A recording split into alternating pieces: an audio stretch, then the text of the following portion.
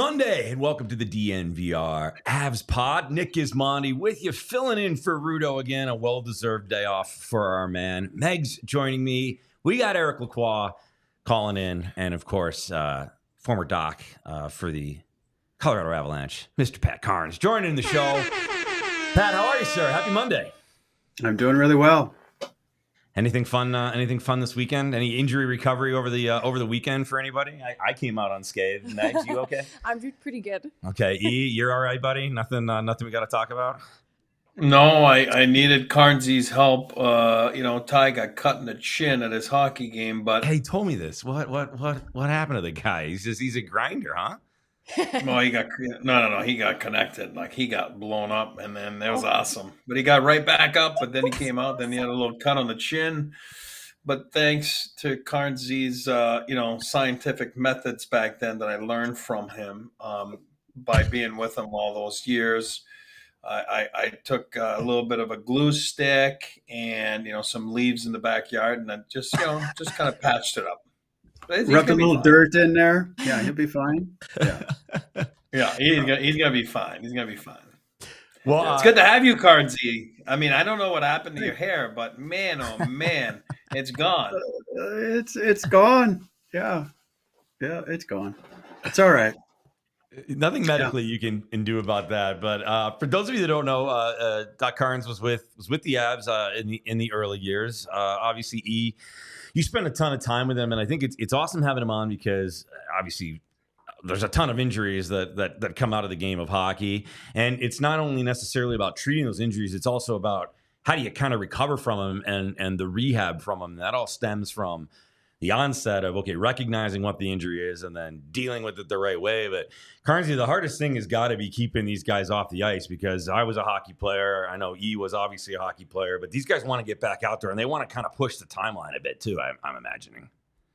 They all do. It's been a few years since I've been behind the bench in the NHL. I continue with some youth hockey stuff, and I take care of the old guys like Eric quite a bit. But it doesn't matter if they're 13, 14, or 25, or they're 55. Yeah, they all of you guys want to get back on the ice prior to, when it's time to get back out there.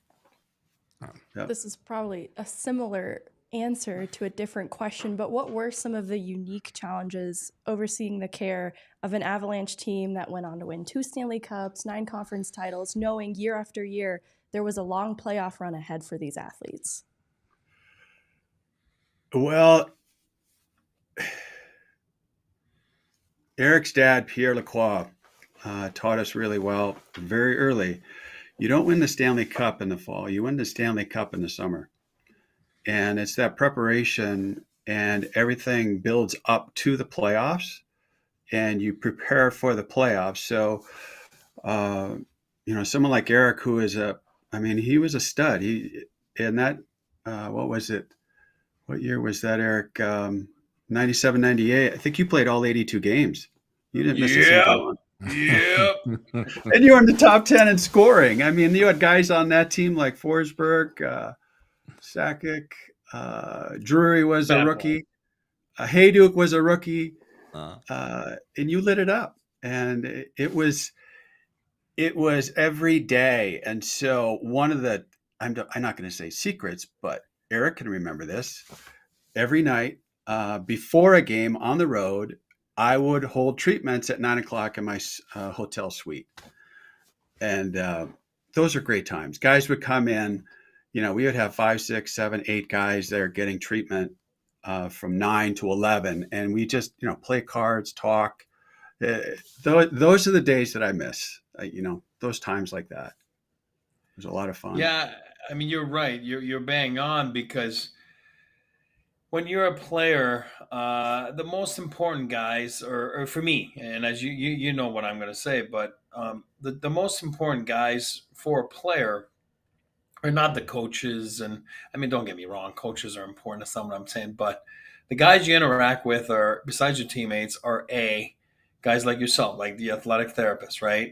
And the equipment guys. That's just a fact. And that's just, you guys are part of the the locker room, when you hear, oh, this is a good locker room and the Avs have a good locker room, you guys are a big part of it. And I always said that you got the lifeline of the locker room. You guys have the heart rate, the pulse of what's going on, and I thought it was awesome. We had a great group. You were awesome, and Maddie, and obviously we had Smoke and Reggie and all those guys. And you're right, it becomes a tight knit group. It does, and it's not just at the rink. It's at the hotel, and that was so awesome to go to. I remember like going to your room and I always say failing to prepare is preparing to fail. And exactly, you made it available for the guys like myself. You know what I mean? Like, oh, I can't afford to miss games. I can't afford to lose my spot in the lineup. And so you go to in the hotel. At home, obviously, it's easy to deal with it, but on the road, it's not that easy. And it was awesome to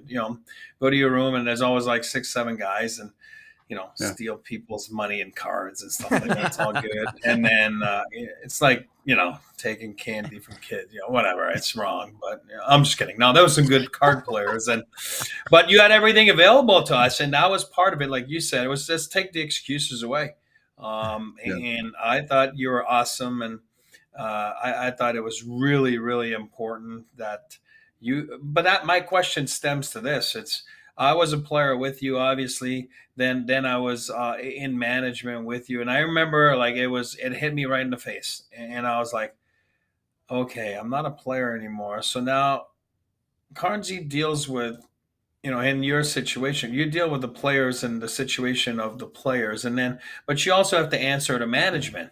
And I'm not saying there's a divide. I'm saying it's totally different. You know what I mean? So you got the player that wants to get out there, and then you got the management that's like, well, hold on a second, let's make sure he's healthy, or B, when's he going to be healthy? You know what I mean? Because maybe you're trying to trade the guy, and you're put in a tough spot. So how was it to manage? You know what I mean? Like that is, I mean, it's hard. It's hard. You're put. You got to make sure that you're in confidence, right, with the players, and obviously, or manage, vice versa. There's no secrets, but you know what I'm saying. And that, to me, that's probably the toughest part of the job that you had with the Avalanche, which was manage all that. Manage all that, and don't forget their spouses, and don't forget their agents. Oh my word! We had some agents that were tripped, man. I mean, when a player got hurt and Pierre would come down. Okay, what do you think? And how long is he going to be out? Blah, blah, blah, blah. And then the phone would ring. The agent would be on the phone. Oh, well, you need a second opinion. And back then we had Andy Parker, who was our team physician. And Andy and we were tight. I mean, it was a great relationship, with management, the players, everything. It was perfect. That's why we won, because you were part of that. Your dad built that. And it was...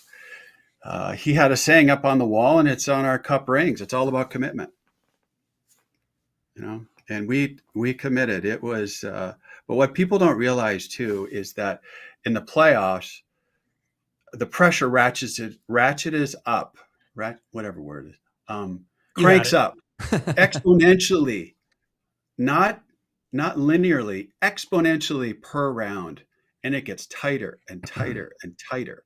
We were very fortunate enough. The Avs, I think, are the only club in the NHL that have gone to the Cup Finals and never lost.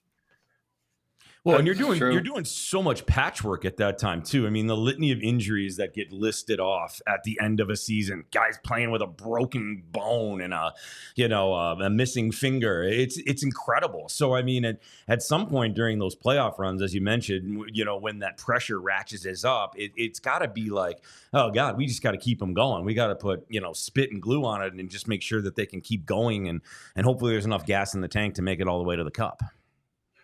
Correct. And that's not to say that some guys don't crack. Yeah. And we've seen that recently. Yeah. Players just crack underneath that pressure, and things go afoul. And I wasn't in the locker room. I don't know what happened there, but one can speculate that, and that's what management, that's what makes the GM's job so difficult, and Joe's job so difficult. And Eric, when you were in management, to find those guys that actually, can keep it together, 10 games preseason, 82 regular, and then you've got a minimum of 16 postseason games. It's 100+ games. Eric, we played how many? We played, I think, an average of 105 games a year there for 10 years. It's a grind. Yeah. That's a lot of hockey. That's a lot of hockey. That's a lot of Italian. or as one of my favorite stories, Krispy Kreme came into play early on, and Eric's dad, he loved food more than Eric does. And I think he brought in, gosh, what was it, like 4 dozen Krispy Kreme donuts when we were playing in Anaheim. I don't know if you remember that, but oh yeah. Or we're in Montreal and Patrick buys all those little hot dogs. Hot dogs in Montreal are legendary, though. Legendary. Yeah. But yeah, we love food. We love food. Yeah. I'm going to transition to Landeskog for a second. I was hoping you would, because Okay. I was going to go there too. So, Are you familiar with what Landeskog has been dealing with over the last several seasons now? Most recently, the knee cartilage transplant surgery. How has his timeline for rehabilitation aligned with what you'd expect for an athlete recovering from that type of surgery? I think he's right there. I mean, I wouldn't expect to see him. And with what I just got done telling you, you don't win cups, September, October, November. You win cups in April, May, June. With that being said, I wouldn't don't put the pressure on him to return before Thanksgiving or Christmas. And I'm not talking about Canadian Thanksgiving. I'm talking about on the States. He's gone through a lot. There's only one other guy, one of the Ball players. Was it Lonzo Ball who had the same surgery? Yeah. Has he returned yet to Chicago? Oh. No, but the beautiful thing is with the sport of ice hockey is that you glide. You don't have that up and down pressure, so you could push off. With that being said, I've seen him skate a few different areas at the rink there, at the practice rink, a few different times, and he's looked smooth. Now, have I seen him yet this summer? No, this was last spring, but I would say he's right on a great timeline. And as you know, there's being in shape, and then there's being in NHL hockey shape. And Eric, that's something you and me have talked about a ton. You could be in the best shape in the world, but you got to get those reps at speed in the NHL with those guys. And I think that's what maybe he's working towards now.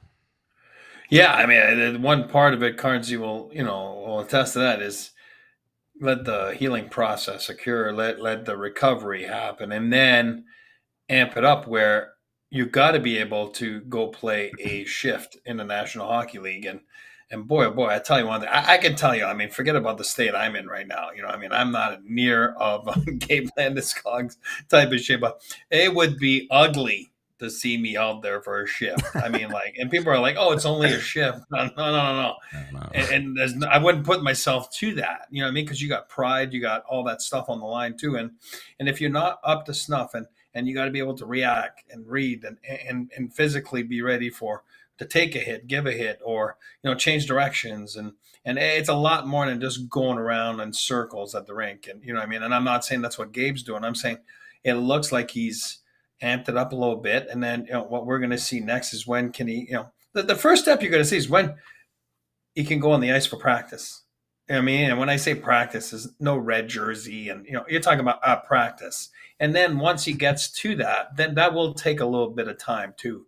And of course, you don't just practice once or twice and then he's ready to go. He hasn't played in over 2 years, so it's a little process. I'm sure those guys are on it, and I know Giz, you got to get those ad reads in, but we can get back to that after that. But I'm pretty sure they're on top of it.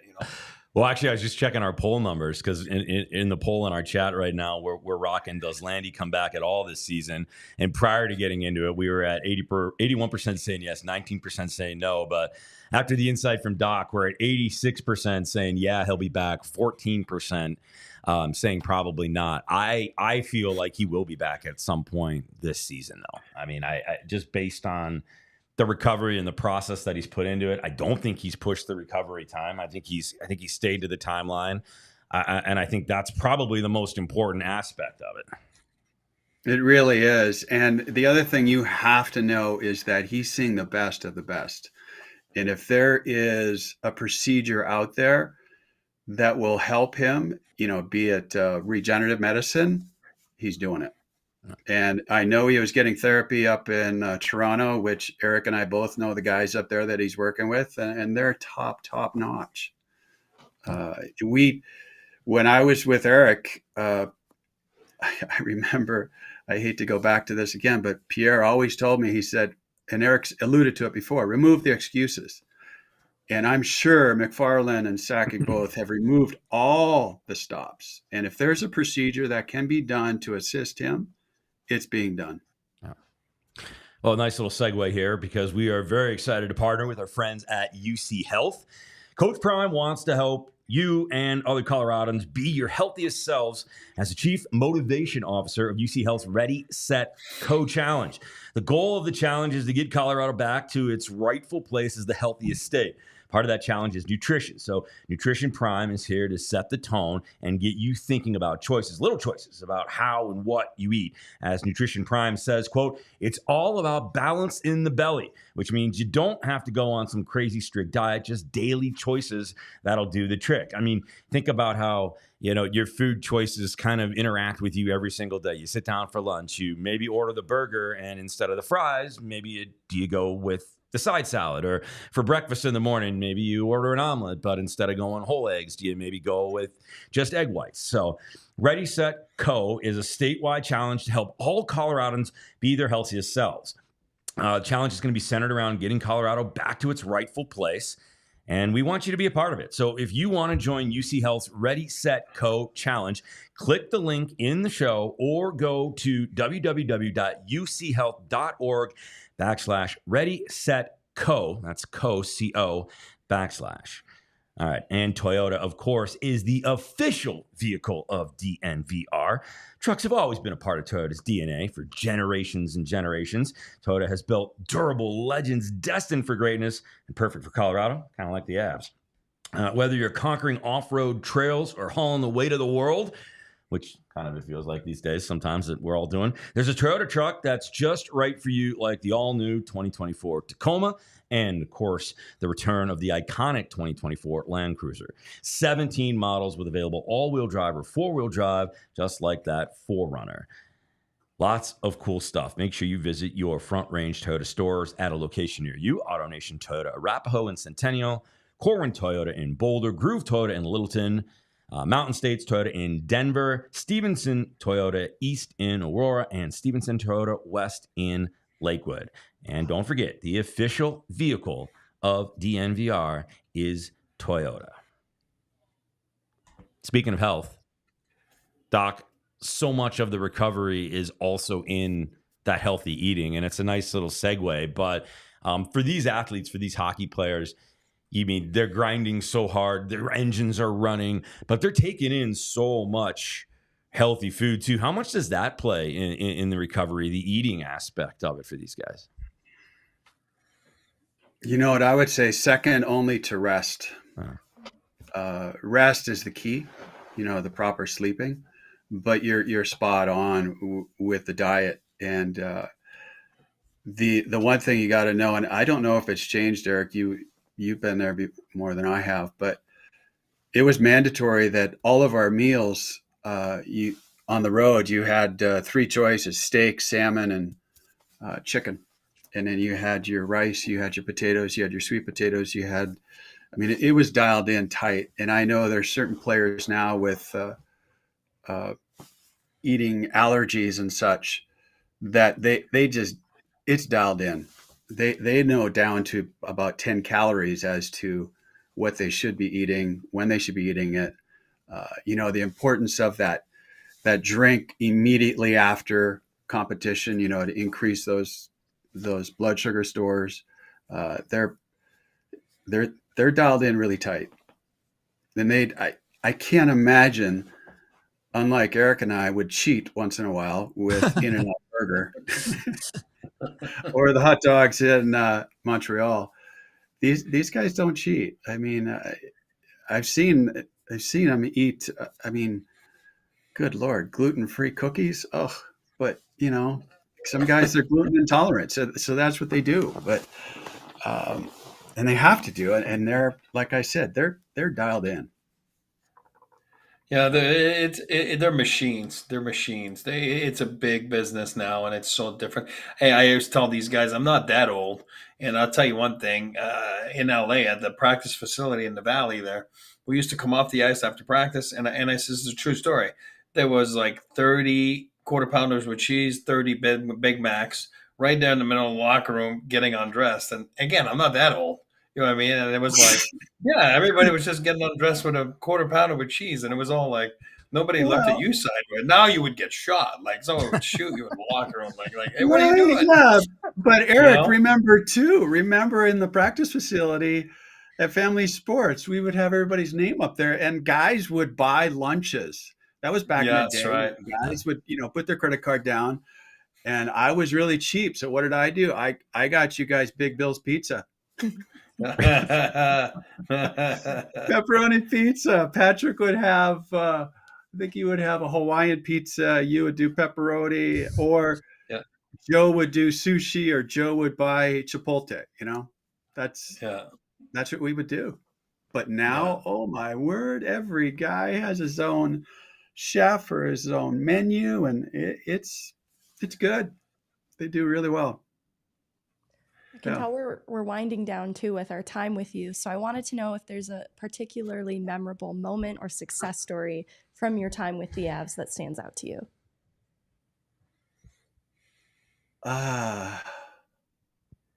Probably too many. too many, yeah. But the one that Eric can relate to too. When we played LA, we always stayed at the Ritz-Carlton Marina Del Rey. And if any of you remember back, there was a movie called Parent Trap. And there was a scene where the guy was pushed into the pool. Well, that was our hotel. And so we go to that my first year before Eric was with us. And Norm Jones was our radio guy. And I go to my room. And it has a doorbell on the front. And I'm like, what hotel room has a doorbell on it? So I go, here's a guy from northern Minnesota. I've never seen this before. I go into this thing.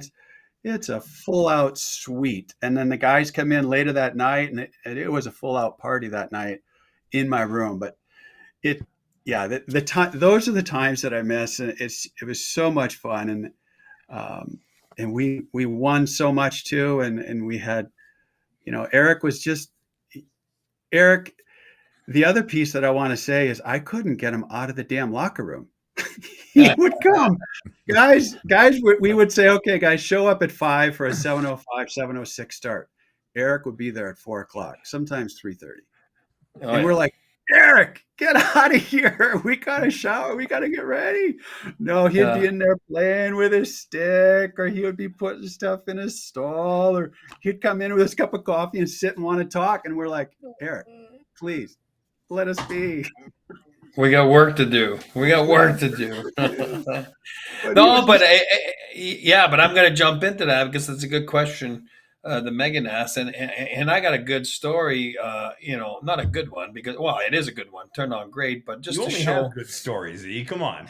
No, but it turned out good. I said earlier, like the lifeline of a locker room is the athletic therapists and equipment guys, and like I said, yourself, Smoke, guys like that, and I wasn't playing with the Avs anymore, and you know where I'm going with this. And I wasn't playing with the Avs anymore. I was in New York, and then the Avs were in the Stanley Cup playoffs. They just clinched against St. Louis. Right, they're going to the semifinals of the Stanley Cup, and they were going to the semifinals. No, not St. Louis. Sorry, they just clinched against LA. They were gonna go play St. Louis, so they won Game 7. My wife and I went to the shop house where we always go to back then, and I ended up going to eat with Fopa, Peter Forsberg, right? No, he just joined me for dinner, and then I don't remember who else was with us, and then all of a sudden, it's like midnight. He's like, I'm not feeling too good, you know what I mean? And I was like, what do you mean you're not feeling too good? And, and he was about to pass out. And so right away, Bill, if you remember, came over, the Bill that was running the chop house, and Bill Shalmos, he was awesome, by the way. And then, right away, I took my phone and I called you. You know what I mean? Because that's what I'm saying. That's the relationship players have with guys like Pat, and called you. And I'm like, hey, I think Peter's in trouble. I'm not too sure what's going on. And, he just came from the rink. He's just having dinner with me. It's not like he's been out all night and he's been stupid or whatever it is. And, we've been eating for about an hour. And then you were there, within a few minutes. I'm sure you were on your way home and you just turned on the highway. And then, here it was. I was on 6th Avenue, going home out to Ken Carroll, and turned around in Indiana there, and 100 miles an hour into the chop house to get Peter and you. And then I ran Peter into Rose Hospital, and that's when we found his abdomen was just full of blood, and he had ruptured his spleen. And so we spent the night at the hospital, and he unfortunately had to have it removed. Yeah. And then he, missed obviously the last 2 rounds. But what I'm trying to say is, guys like you are always there for us. And the big problem was us retiring when you're done playing is we're used to that, right? And I think you take it for granted sometimes. And then you're like, what do you mean? I don't call Carnsey? Or like, what do you mean? I gotta go. I need an appointment. I have to make my own dental appointment. Yeah. Now you call somewhere and they're like, yes. Yeah. Well, you call somewhere in July and you're trying to make an eye appointment. They're like, yeah, we'll take you, October 17th. And you're like, what? What do you mean? No, I'm going today. You know what I mean? And where's Carnsey? You know what I mean? Like, so you take it for granted. And that's what, as an athlete, we're so spoiled. And again, it's 2 things. Yeah, you take away the excuses and everything. But then somehow it's bad for some of us, right? Because some of us, you can't live in society like the normal way. You know what I mean? And it takes time, and it's a big shock. And that's why guys struggle with retirement. So big thank you to you, and you were a big part back then, and I'm just being honest, and I'll speak on behalf of all the wives and anybody around the kids, and you're always there for everybody. Cardsy after a game went home, but a lot of times the phone rang at 4 a.m. and it was one of us saying, well, I didn't have kids, but it was one of the players saying, my kids, whatever, it's got 103-degree fever, what do I do? And then Cardsy was always there to pick up the slack for all of us. So right here on the air, I want to say thank you, and you were awesome. And like I said, it takes a village to win a Stanley Cup, and obviously you were a big part of it. And I know that you had some unbelievable memories with the Avs, and then obviously Team USA at the Olympics, and twice the Olympics. Yeah. So that's just a big thing. Yeah. All right. Well, hey, thanks, guys. Doc, we can't thank you enough for your time and for everything you did to help the guys, and I know you're still doing it. So congratulations on all your success, and what a career you had with the Avs, and thank you so much for taking time hanging out with us today. Thank you. Bye-bye. Bye. Pat Kerns. Thank you, guys. Definitely a lot more stories there. The number of times you probably went into that office and were like, hey, Doc, I need to take a look at something was probably, I don't even know, in the hundreds maybe? Yeah, well, you know what? He said it. I was self-sufficient, man. I didn't want to be on that list. You know what I mean? A little old school, right? That's where the old school comes out. I didn't want to be near that list. You know what I mean? Like, I would have a big cold or whatever, and I'm like, how are you feeling? I'm great. I didn't want to be on that list. You know what I mean? Like, there was always a list, so didn't want to be on that list. Well, I've gotten a chance to hang out with you guys for a few shows now. I'm absolutely loving it, by the way. I mean, you guys are so much fun. This is so great. But just the whole DNVR and ALLCITY, all the fun stuff that you guys do, all the activities. I mean, if you're not already subscribed to the YouTube channel, make sure you do that.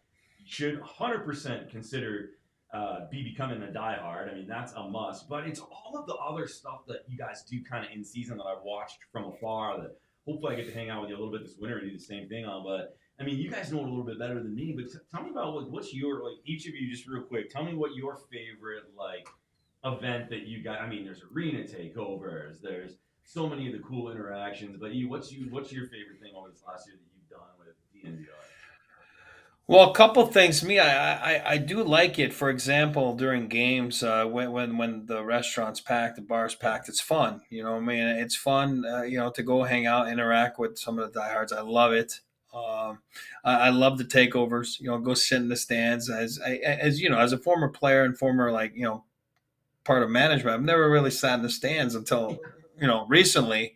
I was a young kid, back then, but then it's weird and it's nice and I like it. It's fun to be on the concourse in between periods, interact with fans and interact with our diehards. So yeah, those are the things that I think are awesome. I look forward to them, and I'm certainly looking forward to our three again takeovers this year. So I'm looking forward to them. When the Avs are on the road in the playoffs, it feels close to the environment of a home game coming to the DNVR bar and watching from here. You get to be among some of the best Avs fans around, and so you have to be here for it. And Rudo is always doing the watch-alongs, so if you can't physically be here, tuning in for those watch-alongs also makes you feel a part of it. That's cool. I like it's the community of hockey for me, and DNVR does such an epic job of bringing fans closer to it. And I think for me, from the outsider perspective, it's just cool to see the interaction, right? It's cool to see them bring everybody together and just kind of have that family feel, and it really makes fans feel like they're part of the team, part of the group, and certainly part of everything you guys are doing. All right, you can bet on the fact that it's going to be another great season for the Avs and a good time when you're hanging out with the gang here at DNVR. And speaking of betting, at Bet365, they don't do ordinary. They believe every sport should be epic. Right now, new customers can choose between two offers when they open an account at Bet365. Use the code DNVR365 to sign up. Deposit $10, and you can choose between either of these two things: bet and get offer, and place a bet of $5 or more and get $150 in bonus bets, or first bet safety net offer, and you can do that by placing a bet of up to $1,000. If your qualifying bet loses, you receive a matched refund in bonus bets. Now, there are some other cool things like boosts. At Bet365, they don't do ordinary. So every day they have these power up the odds on hundreds of bets to give you a chance to win more with over 10,000 boosts every month. The boost specific markets, your winnings, and even your parlays count in that. So keep an eye out for custom DNVR bets and boosts. Download the Bet365 app. Use code DNVR365. And keep in mind, this is kind of cool. NHL early payout offer, which is on the board right now. You can get your straight bets paid out or parlay selections marked as a winner when your team gains a 3-goal lead. So hit 5 times and paid out early for the Avalanche this season thus far. And also, don't forget about Same Game Parlay Plus. The SGP Plus allows you to combine the most popular markets from selected events across different sports into one big price parlay. Keep in mind, you must be 21 plus and physically located in Colorado. Please gamble responsibly. If you or someone you know has a gambling problem and wants help, call or text 1-800-GAMBLER. Make sure you do that. Make sure you have fun, but do it responsibly. And that's kind of life advice in general. It's kind of what I try to abide by. You mean, you and me, we've had some fun before, but we do it responsibly. We're responsible guys. Absolutely. And if we get back to Kernsy there, it's funny because those guys, I guess I mean it, those guys are so important. To this day, I talk to mostly all my, equipment guys and athletic trainers and, that I encounter in the league. And even nowadays, like whenever you need something or advice or, those guys are so helpful. They're so important. You got to make sure you got the right ones. And when you do, they're a big part of the family, a big part of the locker room. And it's funny because, like that one year he said, I played all 82. I did. I played all 82. And then the next year, as a matter of fact, I played all 82, even though it says 81. I got scratched game 81 in Hartford. Oh, God. And everybody was getting a day off. And then it's funny because it's actually Carnsy's fault because Mike Keane and I were the only two that were at 81. And Crawford said to Keane that he was out. He was getting a rest. Like I said, Joe had taken a week off and I think they'd given Joe a week off in Vail, like don't even come to practice and, same thing. And then me, it's like, oh, we're at the Civic Center at the mall in Hartford. You know what I mean? Like you got the night off this afternoon. And it's like, oh, and I was so mad because Carnsy's the one that said, oh my God, Eric, you're going to win the title now. You're going to win it back to back. And then Crow was like, what do you mean? And Kane was like, well, no, I don't get to play 82 and he does. And then Crow was like, all right, then you're out too, So it was Carnsy's fault, So we both played 81 that year. And again, like I said, it's so important. And there's a big difference, guys, I'm telling you, because I lived it in management, and now it's not the same type of pressure, you know what I mean? Like coming from the other side, it's so weird because there's confidence to the guy, right? It's confident, right? You know what I mean? I don't know if that's the right word, but they're like, you can confine to those guys, right? And then but you're also employed by the logo, you're employed by the management, so there's you got to make sure that you know how to manage and juggle all that, and the ones that do last a long time, and it's such an important job that it can't be overlooked. And injuries it's hockey's so wild. Injuries at the NHL level, okay, so you're already there, but these injuries exist through college. You're big into the college hockey, but even into juniors, and these guys take such good care of themselves now in the medical staffs across the board, whether you're playing juniors or college or in the NHL. It's really on par, but it's a razor's edge on what these injuries can do to you. Listen, I was never going to make it. I was never going to play in the NHL. I was not. I was a good hockey player, but I wasn't making it to the NHL. I think I had my sights set on D1, but an injury going into juniors, and that was it. And, snap of a finger and next man up mentality, and it's a bummer. And that was a long time ago, and I think now maybe it's a little bit different on the recovery time, and they give you a little bit more of an opportunity. But there are just some injuries in hockey that they're just hard to come back from. It's hard to come back from. Well, I'll jump into that, and it's a vicious cycle because the deeper you go in the playoffs, the more beat up you are. It's a fact. It's just a fact, and what you put your body to go through that it's not human, and there's repercussion to those things, and then you're going to pay the price, and you do, and usually when do you pay the price? It's in the summer, and two parts to that. You have a short summer. We lived it with the Avs a couple of years ago. You have a short summer because you played so late, right? That all of a sudden you got to take a little time off. Then it's time to get back to work, and then you're behind the eight ball. Now, if you add an injury to that or a surgery to that, you really are behind the eight ball, because that's where you get ready. And nowadays, with all the stuff they have and the technology and everything, summers are so important. Yes, the maintenance is important during the season. It sure is. But the rest is just as important. Cards, you talked about that. And, if you've got the medical staff for the Avs right now, they would tell you that. Like, it's so looked at more vigorously than they did back then. You know what I mean? Where back then it was more like, I remember playing, and God bless John Muckler. I love him. I love the man. I played. He was an older coach, and he passed away a few years back. And what a legend of hockey! I'll tell you one thing. I got traded there, I think, in January, and I remember we didn't have one day off until the end of the season. And what I mean by that is, we were at the rink on the road or at home every day till the end of the year. You're talking about 30, 40 games.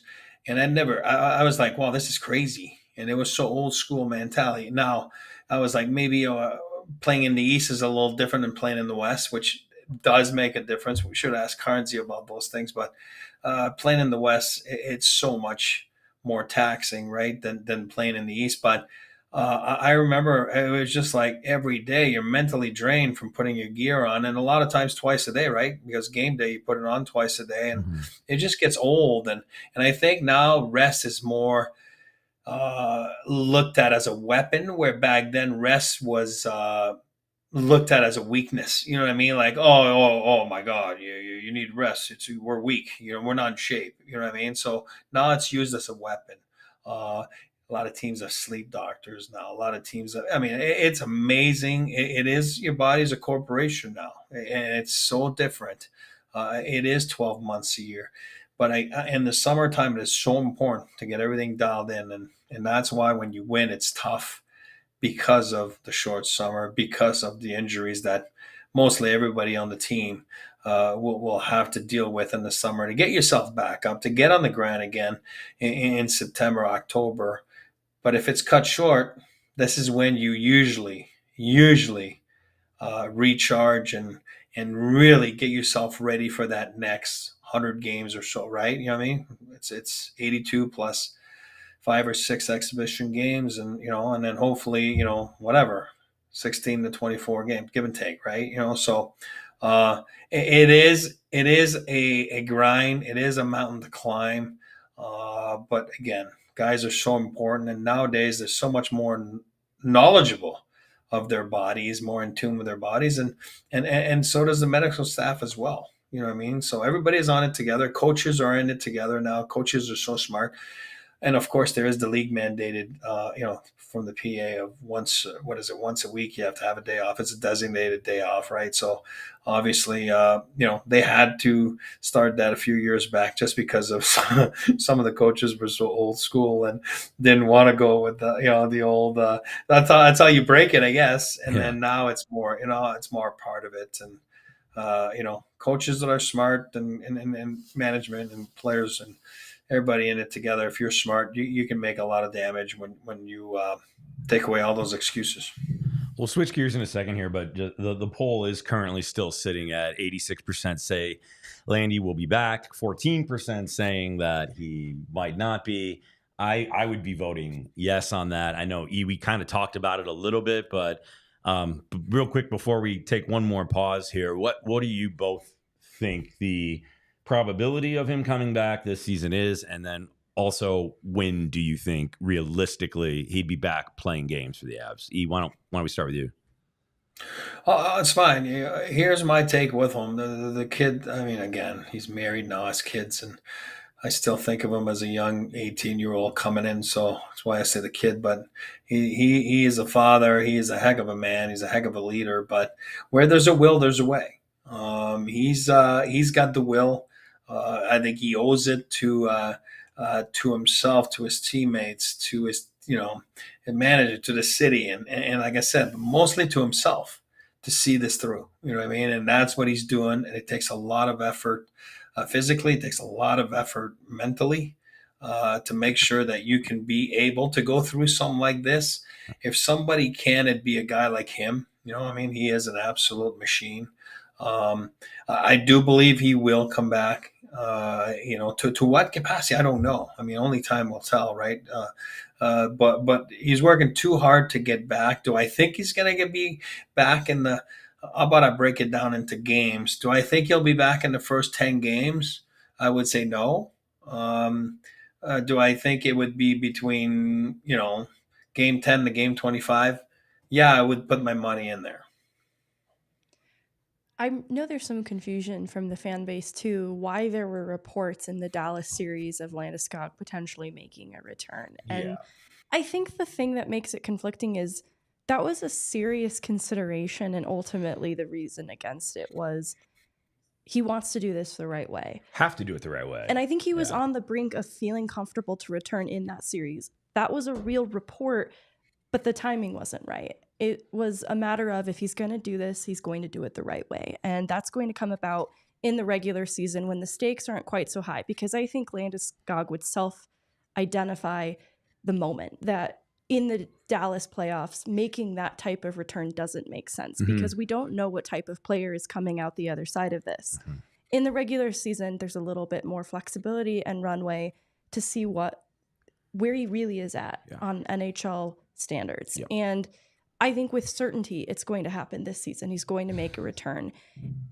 The only question is what type of player exists. And I'm targeting late November timeframe. Carnsey was talking about Thanksgiving. And the reason I think it will be interesting to see is, one, it's just a nice amount of time from the start of the regular season into it for him to get more practice reps and see in those kind of scrimmage-like situations in practice how he's feeling at close to game speed without diving right into the deep end. And that's also when we should get some clarity on Val Nichushkin.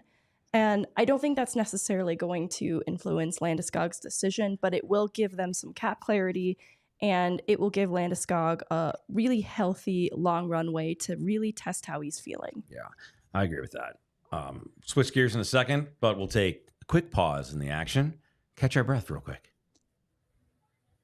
All right, so a couple other things. E, do you have anything else before we switch gears, anything else on the Landy situation or any insight on your end? Yeah, no, but to add to that a little bit to the Dallas part is, you go back to Forsberg. We just talked about Forsberg. I can tell you for a fact, Forsberg in the finals, the Avs were up against the wall, right, back against the wall and down 3-2 in the series.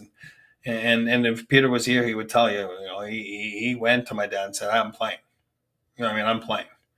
Now, when that happens is you're playing for the wrong reasons, right? You're playing because that's what we do. That's who we are. And you feel hopeless and you want to help. And that's probably where that thing is with Gabe last year, in Dallas. And, again, and I'm sure Joe sat him down and Chris, and those guys are very smart. And just like it was with Peter, under no circumstances are you going to get up there.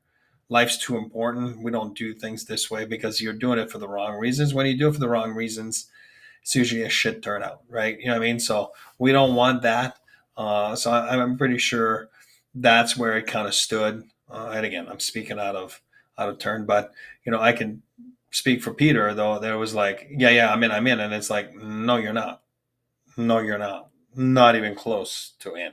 And it's like, there's more important things, than go win a hockey game. Yes, we are in this to go win hockey games, but you got to make sure that you're doing it for the right reasons and for the long-term benefits of the athlete too. If it's wrong, it could be dangerous for him. And I do believe it would have been dangerous for Gabe last year in the condition I think he was in to go play, especially with the mentality that he has. He's such a freaking dog and, like, you know what I mean? Like, I don't know. So I think he's doing it the right way. Yeah, there's no half send for a guy like that, right? You're not going to go tell him, take it easy. He's not going to do that. It's a full send. He's a full send kind of player, and especially when you drop him in, if you would have dropped him in the playoffs, I mean, he's gonna probably redline and push it a little bit too much. I mean, absolutely, that's just the mentality. Risk of hurting himself further. Yeah, the high stakes environment of the playoffs would not have made very much sense. Yeah. You switch gears a little bit here.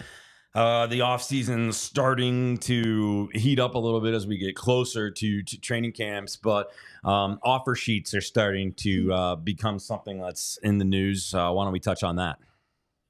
Yeah, I mean, if we look at it right now, and Meghan can jump in too, everybody has said it the other day, all management, like August it's usually the dead time, you know what I mean? And just like players, you need to get away. Like you need to get away. And it's like there's a few fishing trips that are, planned in that month, and guys get away with their families and spend more time with their kids or whatever it is that you might have to do because it's such a long grinding year, and you need to recharge as well, right? Not just physically as players, but mentally as players, and then mentally because there's nothing physical about management, you know what I mean? Because you're watching, but you have to be sharp mentally, and you got to get away. Now you're seeing things, starting to heat up a little bit. You know what I mean? We talked about it last week with Meghan and Rudo about the offer sheets and Holloway and Broberg and Edmonton, and now you're seeing the effects of it with the trade this morning, right? The Edmonton Oilers, obviously getting rid of Cody Ceci to San Jose. San Jose getting a third-round pick with it, right, for a prospect. So it's kind of like they're making room there. They have to give their – what is it, today or tomorrow that they have to give their decision on, are they matching one, are they matching both, are they matching none? But in order to do that, obviously they had to make some room. So it looked like the Ceci deal this morning is exactly that, and it's exactly making room to make themselves ready to at least match one of them, which we talked with Meghan last week, probably going to be Holloway.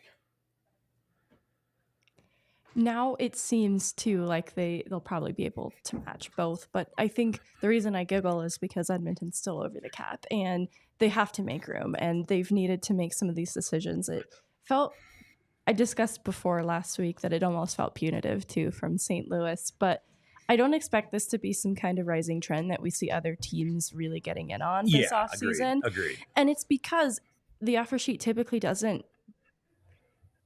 benefit the team putting in the offer as much as other alternatives might. It's like it comes at some sort of sacrifice or expense to the team. There is some way in which it's a little less desirable. And so it's almost a last-ditch effort. And so it's a bit puzzling from St. Louis.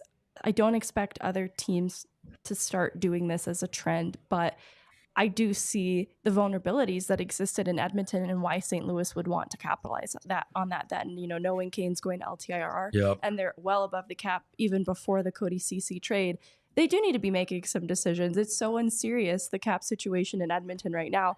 I don't necessarily blame a team kind of wanting to challenge it a little bit and maybe come out the other side with a skilled defenseman.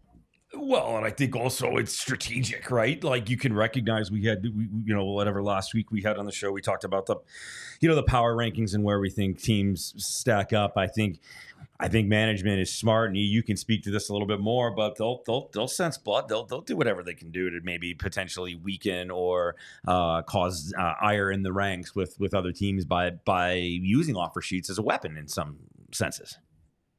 Yeah, and I won't speak for St. Louis because I really, obviously I don't work for them. But if you look back, and the most famous one in Colorado, it was the Joe Sakic one, right? Yeah. I mean, obviously that's kind of where a lot of people learned about offer sheets and, what does that mean? And we also, a lot of people saw the documentary.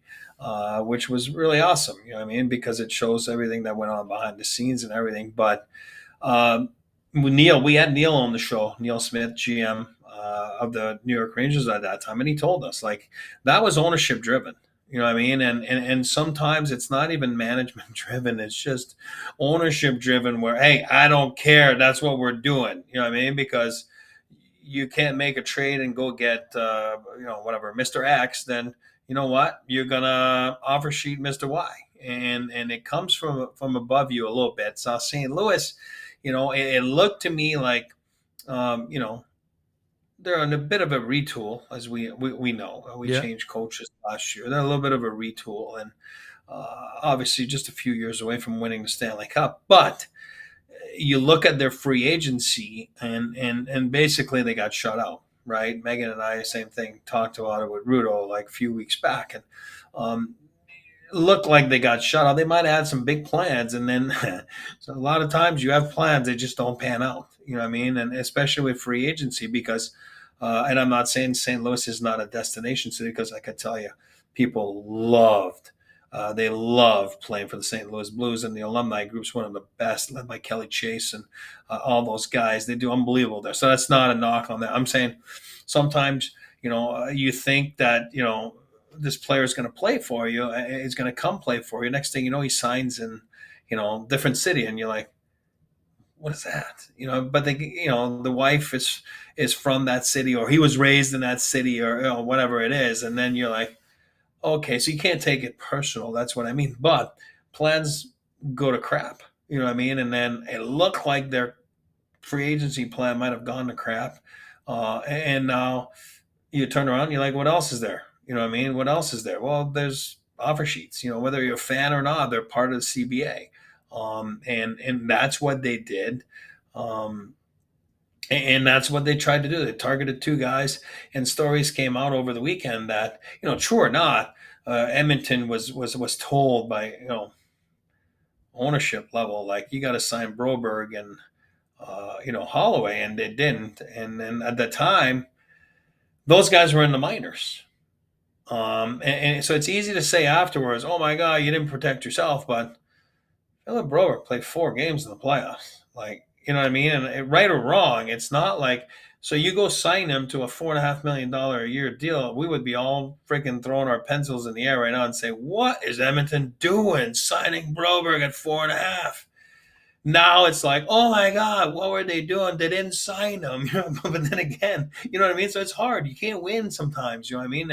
And time will tell, dictate, your play will dictate if that was a good signing or, but then there's a little pressure that comes with that too now. You know what I mean? So you're a $4.5 million player. You got to deliver. You got to make sure you're ready to go. And same for Holloway. You know what I mean? I know he was a first round pick and who knows what's going to happen, but your stock rises within that team or with the team that's trying to sign you. Bottom line is, like I always say, and I said that to Joe too, and Joe had every right to do it, is the players signed the offer. They did. So they're willing to go somewhere else. You know what I mean? So it's like, because that's what they want. And on this one, it's, that's the contract they want, or else why would you sign that? You know what I mean? So they wanted it. They want it out. They know that there's a big chance that you're going to have to change cities, because the team might not, match the offer. And that's pressure on itself right there. And we'll see what happens. Offer sheets are part of it. And it certainly made it for a nice last week or so, because it's been pretty quiet around the league. But speaking of players wanting to go elsewhere, what did you react to the Askarov news of requesting a trade out of Nashville this morning? Well, all right. This is the old school out of me coming out right now. All right, like it's a great question. This is a great question, Megan. For me, it's like, this is where you're at. This is who drafted you. This is the position you're. I believe he is. He doesn't need waivers, correct? So he's playing the game now that he doesn't want to go in the minors, right? So basically, obviously Saros signs an 8-year extension. You're like, oh my God, I'm the goalie of the future. Well, I'm not anymore. You know what I mean? But things always play themselves out. My advice is always let the chips fall where they fall. And I'm not saying it's right. I'm not saying it's wrong. That's just my attitude. That's just my old school mentality. And if you're in Nashville today, it's like, and I'm sure they saw it coming, and I'm sure that they've been saying it, but when you see it publicly, it's a little different. You're like, oh, all right. You know what I mean? And again, if I'm one of those teams, even like the Avs, I'm just saying, I don't know. You know what I mean? Like, hey, what do you do? He's an excellent prospect. He's a goalie that obviously he's got very limited experience in the NHL. But he's played well in the American League, and he sounds like he's a guy that likes to put pressure on himself, because when you do something like that, you're automatically putting pressure on yourself. That's your question. Right away. I'm like, there's so much pressure to play in the National Hockey. Do you need to add more? I don't believe so, but that's the avenue he took, which is fair. That's fine too. You have a short career. I get it. I've been there. I know, but I don't know. I just like to think that the chips, you let them fall where they fall, and you just, react to what's thrown at you. And that's the way I approached my career back then. And, but who knows, maybe it's going to work out for him, and, good on him for, shaking things up a little bit. It just makes it just publicly, you're as a fan, you just start to ask questions. You're like, wait, why do you want to leave? Is it a locker room thing? Is it a personality thing? Especially when Nashville makes so many good moves over the course of the summer, and it looks like they're going to have a promising season with the additions that they made. And then that comes out, and it's kind of like, wait, what's going on? Right. Is there cohesion? Are they a unified front? Yeah. Why all of a sudden why is this guy want out? The Saros extension happened a bit ago, so I think the public announcement of it timing just before camp opens next month. Yeah. Intriguing. Yeah, and that's why I think it just, you go back. Yeah, exactly. The extension was months ago, whatever it was, right? Weeks ago, whatever. But timing, it's more like maybe he told them internally, hey, I'm out. I want to play. And now it's like, nothing's happened yet. Not because, like I said to you, they're all fishing. They're all in the woods hunting, fishing. You know what I mean? Everybody's taking a break. So now he's putting on the heat on them and say, hey, I meant it. I want out. And then you go public with it. So it is what it is. Lots to be determined in the offseason. Still a little bit of time, and things will start to get spicy here real soon. But that is all the time we have today. This was awesome. Thank you, guys. Thanks for having me. Thanks again. Megs and Kerns, it's always good hanging out with you and hearing the stories, brother.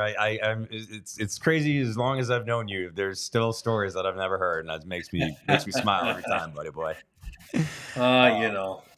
Well, have a great rest of your Monday. Big thank you to everybody at DNVR. Thanks for letting me fill in again. Rudo will be back with you. That guy works so hard. It's nice to give him a little bit of rest. Hopefully everybody had fun at the golf outing. To our amazing producer, Tiff, to Megs, to E, I'm Nick. Thank you guys so much for having me. Have a great rest of your Monday. Make it a great day. The choice is yours. See ya. We all silly like the mayor.